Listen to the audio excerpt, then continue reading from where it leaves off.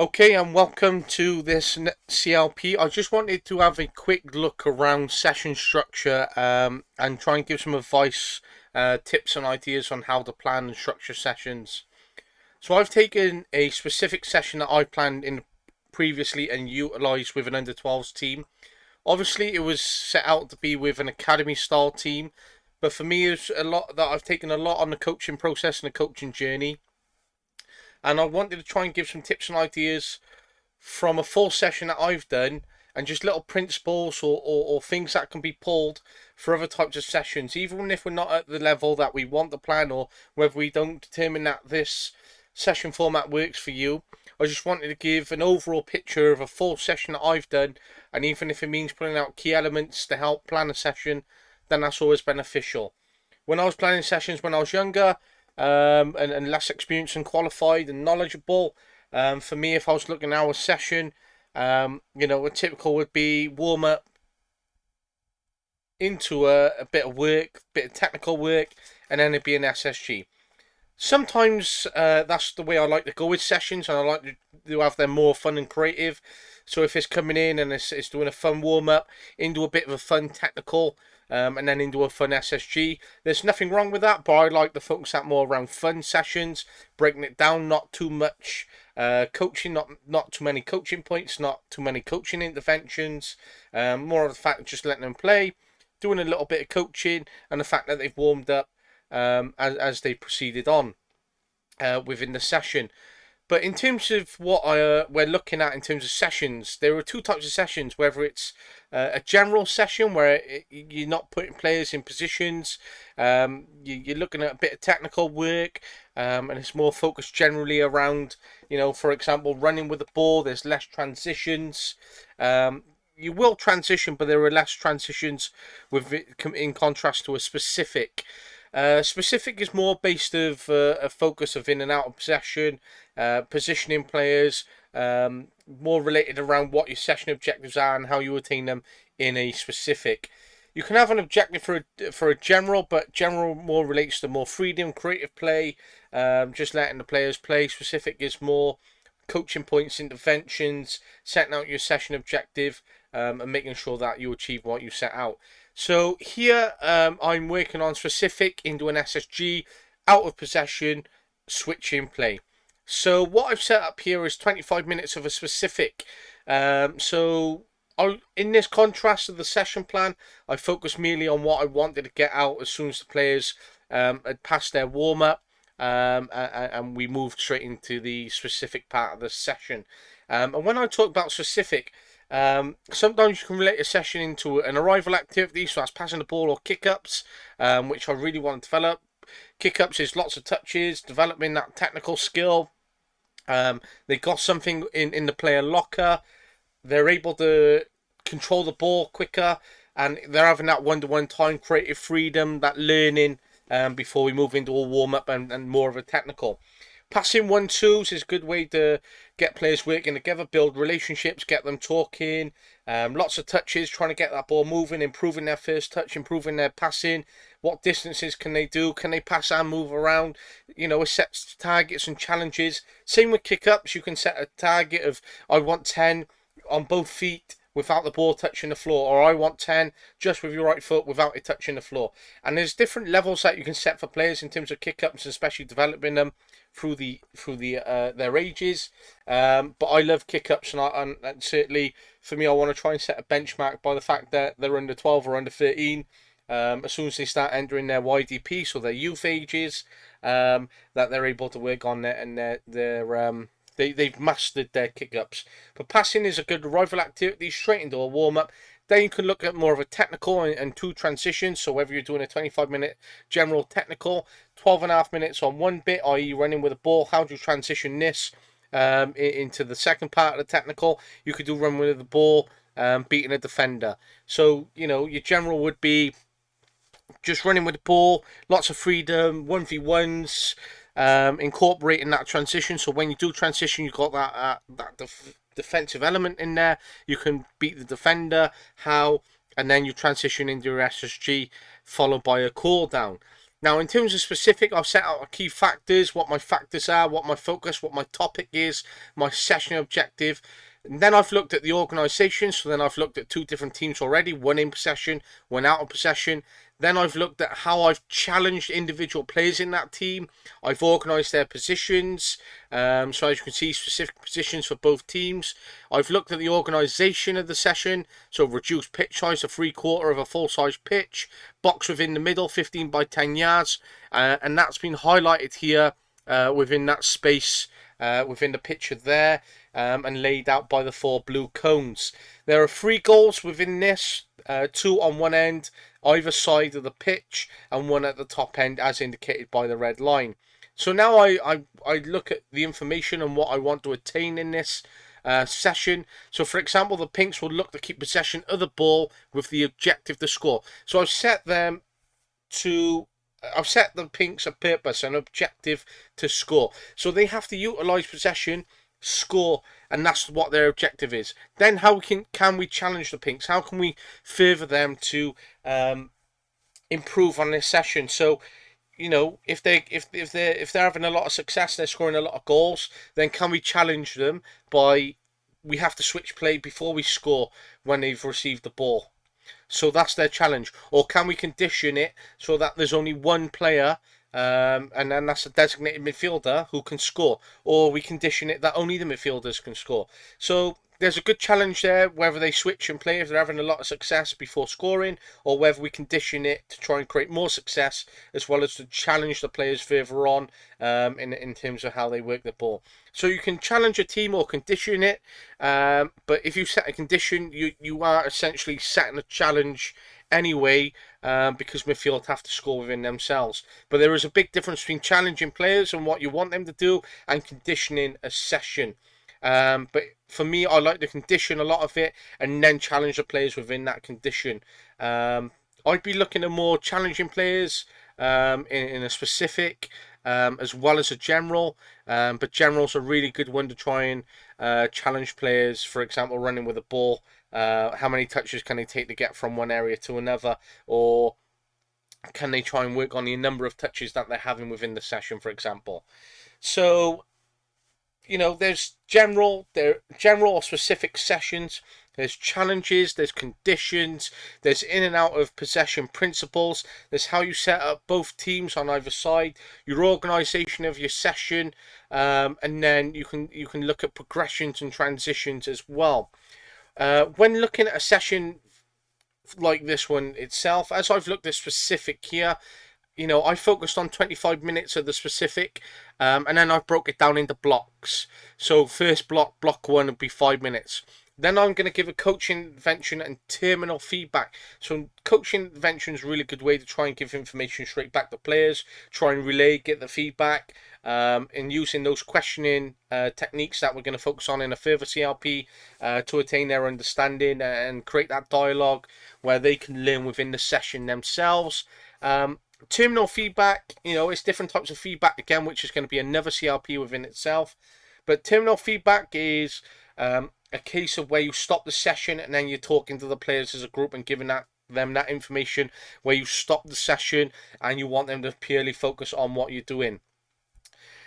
So even though I've stopped it at that block there and then I've called the group in and I've given 2 minutes, essentially if I'm delivering a specific session, I'm not going to call the group in, because then I've got to stop, start, I've got to get the group in and then go out. Sometimes getting that group in, realigning what your session objective is it, if it hasn't worked, and then setting the team back out can work really well. But if this was a case where the players were set out on the pitch as they are in the picture, if they were working within 10 minutes and then or after the first block of 5 minutes, sorry, and then I'll give them terminal feedback, the players would all still be stood in their positions, and I may be walking around here talking about what I'd expect so they can see me.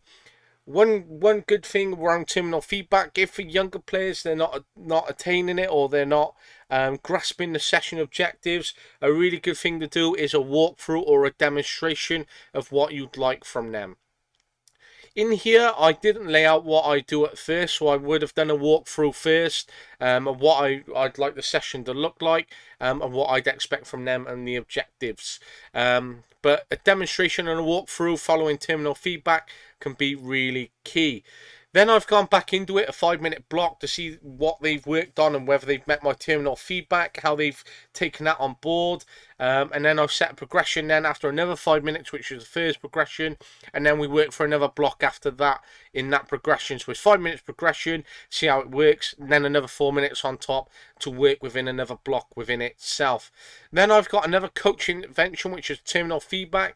So it is trying to give them feedback as they're working. So although we can stop a session called a group in, A, that's terminal feedback, or 2, you stop it and then you're walking round, you can give a walkthrough or demonstration and you're giving terminal feedback. There are times at a point, if you use your coaching interventions correctly and you're allowing the group to continue, you can do a coaching intervention with terminal feedback one-to-one with a player. So I'd like to try and do this on the grass soon as a CLP, and try and give a bit more context to this. But you can actually stop and talk to a player and give them that terminal feedback that they're looking for. Then after that, I'm going to have 2 more minutes for additional coaching interventions, so I may utilise my assistant coach. So here I got Coach 1 and Coach 2. Again, I'm going to focus on another CLP around how to use coaches within a session. But Coach 1 will look at the out of possession, which is pinks, and talk to them about their feedback. And then Coach 2 is simply going to manage the out of possession team. So there is a big difference here between Coach 1 and Coach 2. In this context, I would be Coach 1 because I'm coaching the Blues. So I may have set a scenario for the Pinks, and then I've spoken to Coach 2, and I only want him to manage the Pinks. I want him to ensure that they're set up in positions, that they're getting the ball back in play quickly, that they're trying to achieve their objectives that I've set out for the Pinks purely. He's given no coaching feedback. So, for example, if I was utilising Shay and I said, right, I want you to manage the Pinks, I wouldn't want him to go, right, let's say Jaden's on the Pinks. I wouldn't want him to go, oh, Jade, right, now I want you to bounce a 1-2 and then go. That's coaching. I don't want Shay to coach. I want Shay to manage Jaden. So I'd be saying to Shay, right, when Jaden's on the ball, when he's released the ball, he's given that 1-2, I want him to drop back in there every time. And Shay would be managing that for me because that's the expectations I want on Pinks. Whilst the Pinks are set up in that scenario and they're being managed by the assistant coach, what I'd be doing then is actually coaching the blue team, utilising those coaching interventions and that terminal feedback and those walkthroughs. What are my purpose? What is the purpose for the Blues? What are their objectives? And what are my overall session objectives? I'm focusing purely on out of possession with Team Blues, and I'm coaching them when they're out of possession. Whereas Pinks, they're being managed out of possession. So when the Blues have lost the ball, I'm going to go in and coach them of what positions I want them to be in, how I want them to set up, how I want them to recover the ball. Whereas Shay, when Pinks have lost the ball out of possession, I just want them to make sure they're back in shape, nothing else purely. There's a lot of takeaway and a lot of technical information within this, and there's a lot of other sessions which I flipped. So, for example, if Blues were in possession, then, for example, if I was focusing out of possession with Blues, then I may ensure that Coach 2 would manage the in possession of Pinks. Or in this case, if I was coaching a session and I wanted to coach the out possession and I want to utilise the other coach to coach in possession and create a holistic learning environment, then that's something that I could consider. But for this session, I'm focusing on the out possession principles in a switch and play in a specific to SSG. So there's a lot to take away within this session and how I've structured it. But for me, there's a few ways I'd like to structure sessions differently, and I'm going to go over that in another CLP.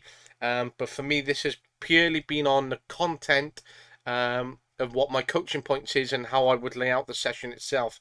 There's a lot of information which I'm missing, and I'm going to give an example of that in a second, of a full session of where I'd have a lot more information. But here's a good contrast: key coaching points. So I've set 2 coaching points to work on with the Blues, and that's exactly what I'm going to be looking for within this because I'm coaching them.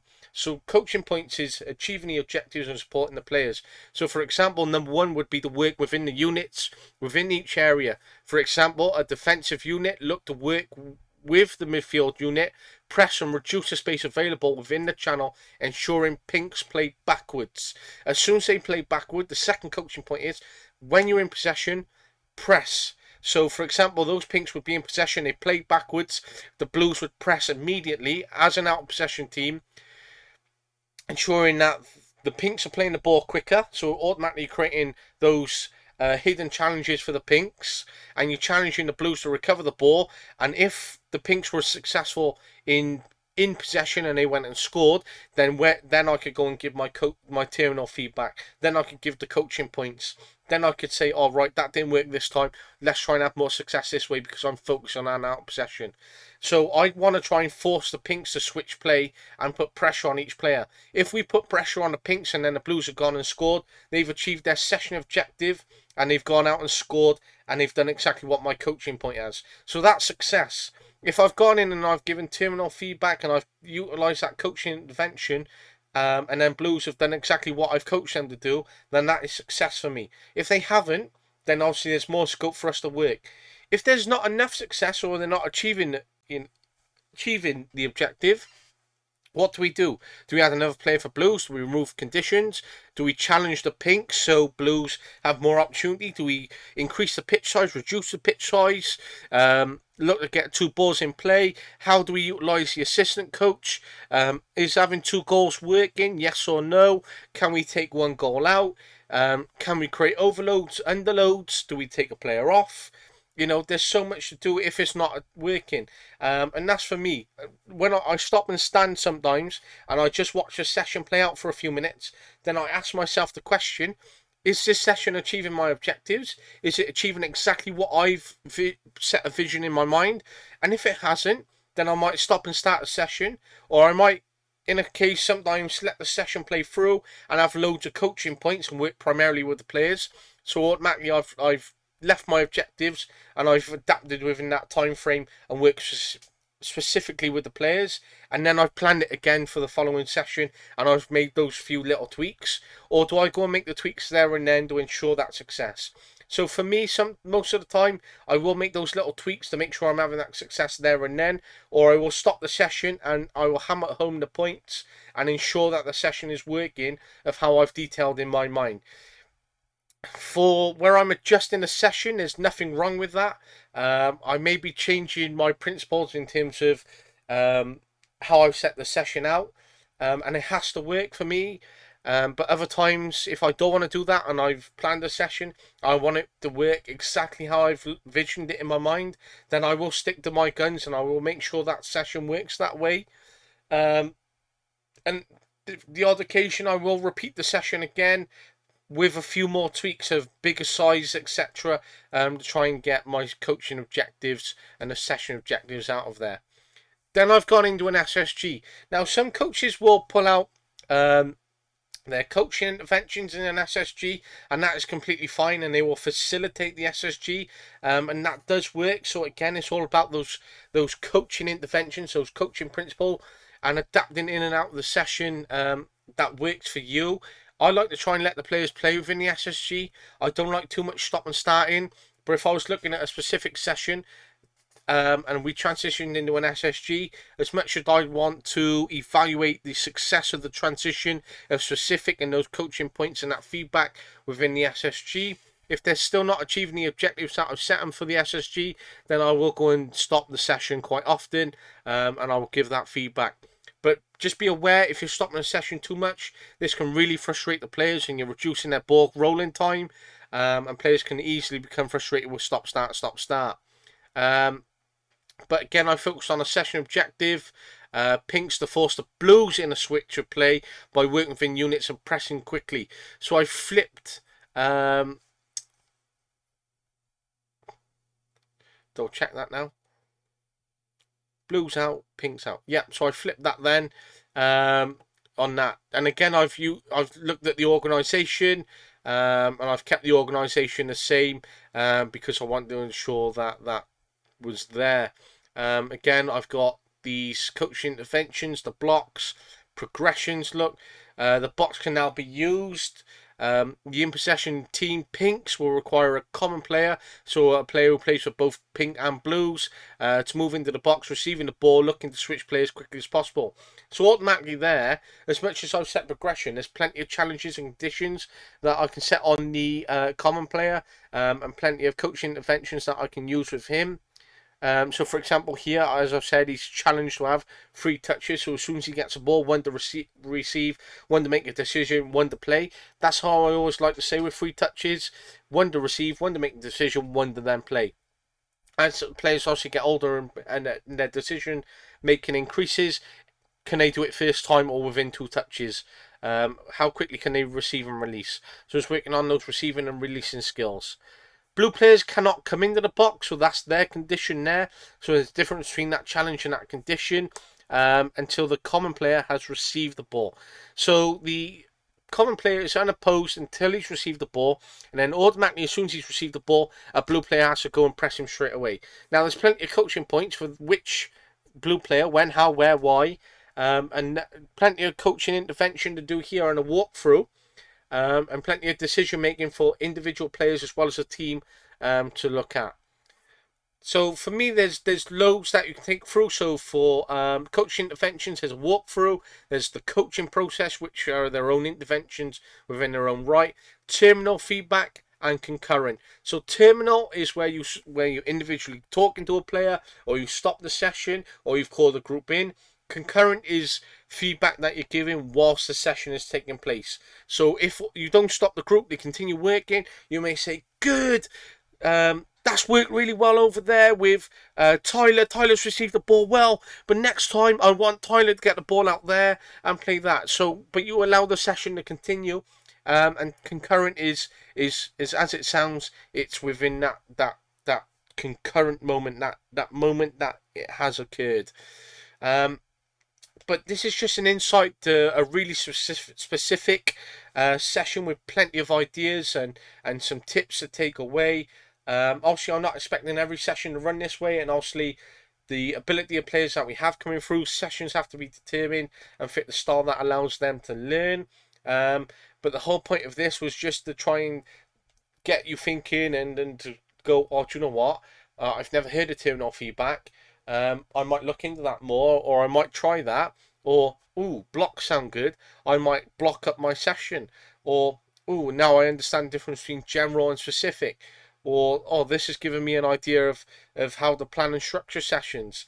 But I will go into planning sessions a bit more, and session structure and delivery, because there's different layouts of sessions. And one that I'd like to do in a few weeks' time between all 3 groups, 10s, 11s, 12s, is run a carousel type session between all the coaches. So that's where myself, Shay, Nathaniel, Carl, Gareth, and Dan will all have a specific session each. We will split everyone up into groups. We will work for block periods of time, and as we have those blocked periods, the whistle will blow once we finished, and the groups will rotate, and they will rotate until they've done every session, and then that is a carousel type session where they've had different coaches, different coaching feedback, different coaching practice, and it creates that holistic effect as well.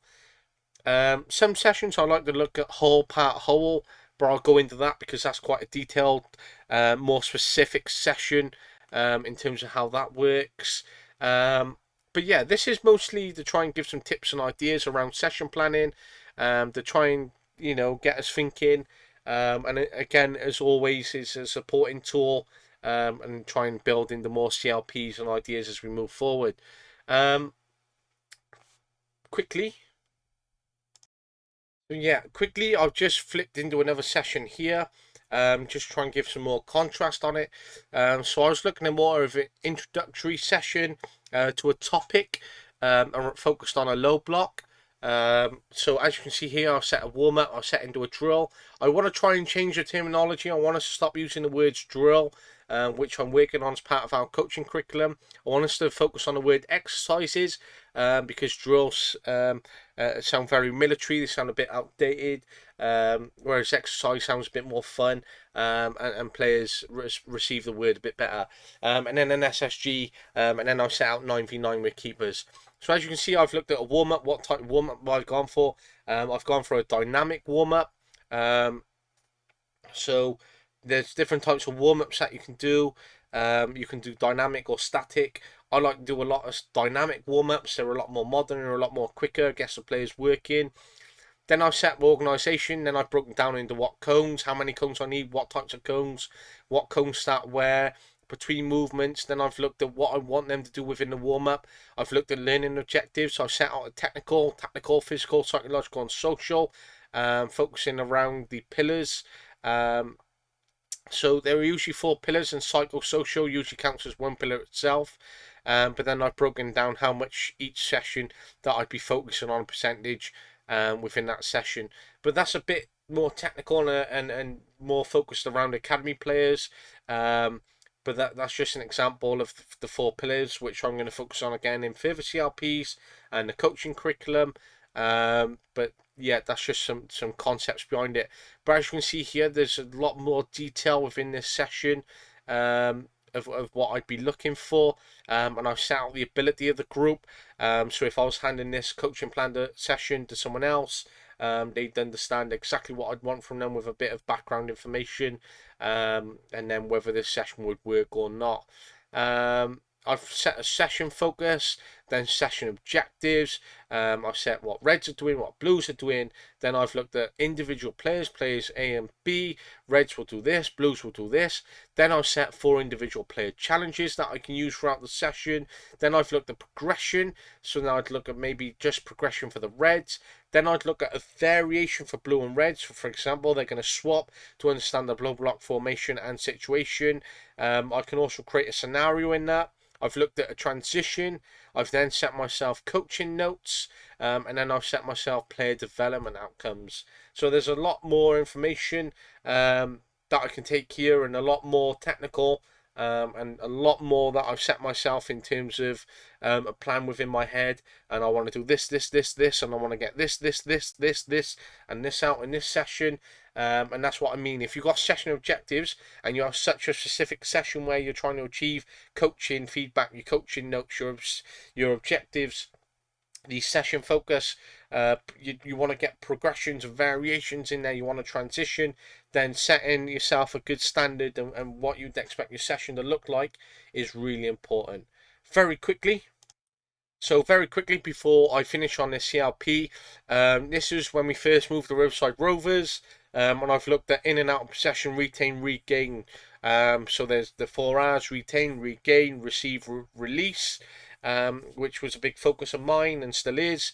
And we looked at a skill level of under 9s, category of tactical possession based. So ball mastery 1v1s. This is more of a general session itself when it comes to more 1v1 work.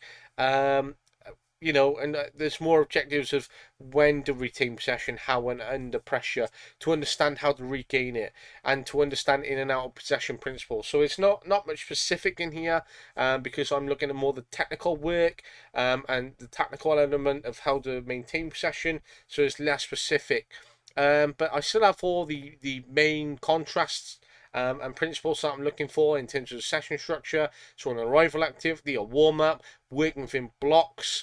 I've set myself time to have a walkthrough and demonstration. I've looked at the technical, the ball mastery, retain possession. I've looked at whether it's opposed or not. I've set player challenges. I've set a player target. I've set myself progression. I've then wanted to transition into a certain type of the element within the session. But this is just one of, you can see how much information I've put into this just on 1v1s and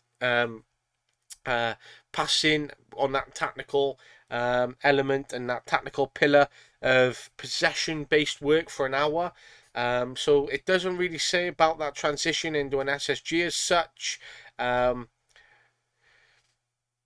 it is more focused specifically on the technical work in a general session here, but there's a lot of information that I wanted to work on in the technical general, because it's more focused on player development and ensuring those core objectives that I've set in terms of maintaining possession and working on that technical. So I may have a session objective, we're going to work on possession, but all your technical points and your individual objectives, such as improving the number of touches players are getting on the ball, and all that technical work of their first touch, when they pass, receive, release, retain, regain, how they build up in a 1-2, can they beat a player, can they beat a defender, how are they running with the ball, etc.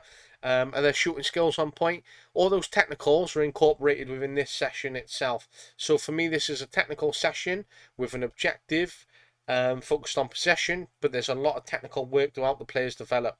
So for me, there's specific where you're doing a lot of coaching points for the session itself and the structure and a lot of work with the players, or you have general where you set an objective and you do a lot of technical work with the players. And for me, as I said, general sessions are a lot more technical, focused on the players, more fun, or you set out the session to be more general because you've got exercises which are specific to what you want the players to work on. So for example, if your players have been struggling running with the ball last week, you might just have a 1v1 session which is more general, a bit more fun, and you're looking at running with the ball, shooting, tackling, positional awareness in a general context. Whereas if I wanted to work on that in specific, then I might look at in and out of possession principles. So when we're in possession, how, where, when, why, who lost the ball, what scenarios can we create, how can we recover, what our player objective is there, if he moves, what's the trigger point for the player next to him, or if he's moved, what scenarios that are created when he's out of possession, if he's lost the ball, how does he recover, and then that's what I'd be focusing on. Even though they are shooting, I'd be looking at all those aspects over shooting, and shooting would become part of the session itself naturally. Whereas in a general session, you could be going, right, I want to work on shooting, I want to work on tackling. Whereas in a specific session, all that technical stuff should come naturally because you're focusing on the coaching points if you're in and out of possession principles, for example. I will go into this in a lot more detail, but I just wanted to give more tips, feedbacks, advice, things to pull away from sessions and try and help plan sessions. But obviously there's a lot of information in here and a lot of session structure and type, which I'd like to go through, and obviously your head may be frazzled in terms of all that, but the main purpose and objective of this CLP is to literally look at some ideas, to take tips away, to go, do you know what, I might actually start using that, or oh, that's a good point, or I might try that, or I might look into that a bit more. These are more just coaching points and coaching feedback, and session structure ideas. But in terms of session structure and delivery, we're going to do a lot more CLP on that because I'm really keen to support coaches as much as possible. But for now, Coach Luca, I'd like to thank you for your time as always, the reflective coach, and I'd like to give thanks to everyone who watches this CLP and takes the time. As always, any feedback, questions, and this open dialogue of learning between each other, especially at the club, is really important to me. Brother than that, thank you very much, Luca.